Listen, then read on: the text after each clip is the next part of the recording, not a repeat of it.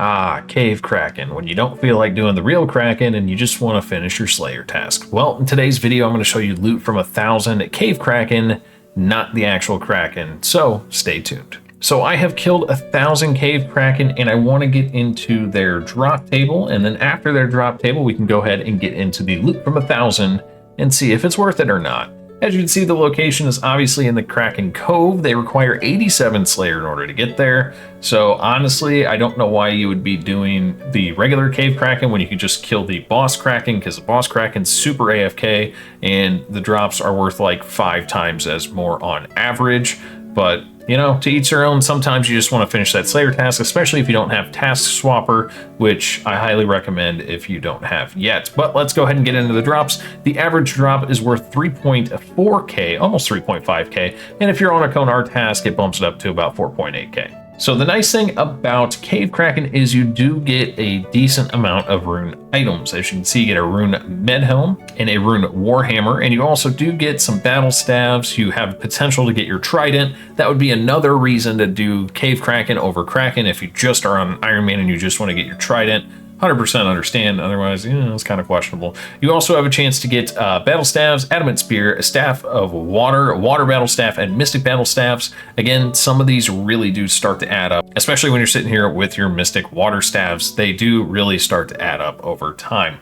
Next up, we have runes. You can get Death of Water, Chaos, Fire, Blood, and Steam runes. Again, those are nice because they just stack in your inventory. You can basically go ahead and get all of your herbs. The only one that's really missing that's obvious is Torstal to me, and tragically, you're not going to be getting a lot of herbs during this, though. I mean, Renars are a 1 in 387, Irates are a 1 in 533, Dwarf Weeds are a 1 in 1.4k. You're not really doing this for herbs anyway, which is why I wouldn't recommend bringing a herb sack, because most of the smaller herbs you're probably just going to leave on the ground. Next up, we have seeds.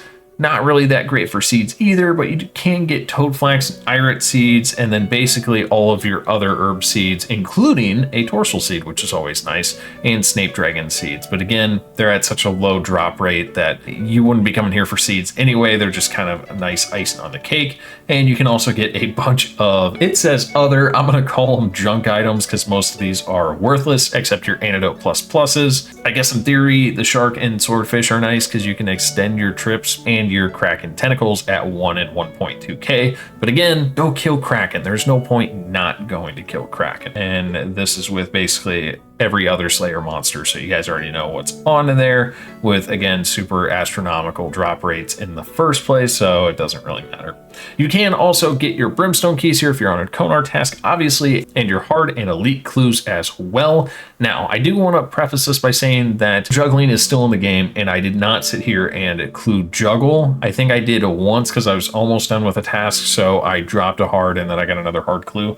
So keep that in mind when you're taking a look at the amount of clue scrolls I got. I normally don't juggle them unless I actually plan on doing them that day or very shortly after that task, because I don't want to sit there and juggle them over and over. Hopefully we do clues one time based off of like combat achievements and it goes up to like 5 stackables or something like that, so you can just hammer them out. But that's just me. It's a story and a rant for another video, but let's go ahead and get into the loot. Here is a loot from 1,000 Cave Kraken, not to be mistaken by the actual Kraken. As you can see, we made 3.6 mil, which, if you remember, is basically what it said we were gonna get on our drop rate for getting GP. But as you can see, again, those rune items are really big. The rune, we have 25 of those, and that's worth 619k. We also did get a Kraken tentacle, so we did get a little bit below our drop rate on that, which is nice, and that was 531k. That's a nice bump there as well. And then we did get some Chaos runes and Death runes, and we got 14 Mystic staffs,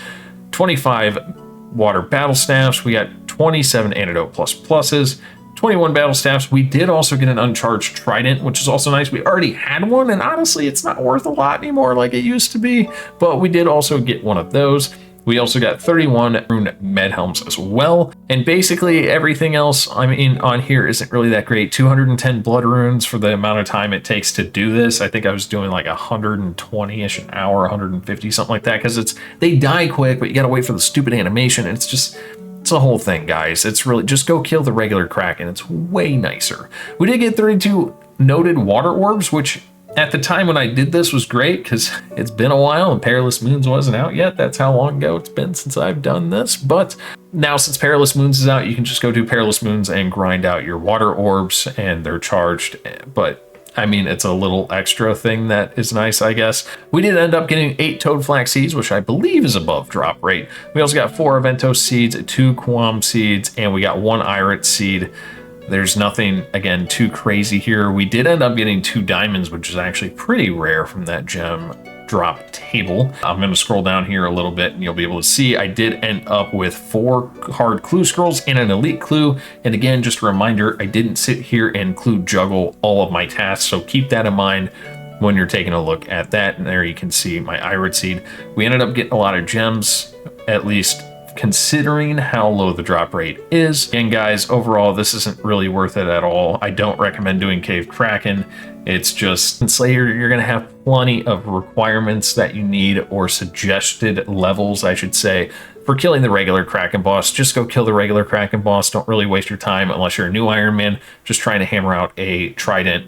Then I guess it makes sense. But otherwise, just don't waste your time. It's not worth it. But that is all I have. Thank you guys for watching. I hope you enjoyed. If you did, subscribe to the channel. If you're new, leave a like for the algorithm. Also, join my channel membership if you are interested in supporting me. You also get all of the videos that I upload early and as soon as I upload them. So if you're interested in that, make sure you check that out. I do appreciate it. Again, thank you guys for watching. I'll see you in the next one. Peace.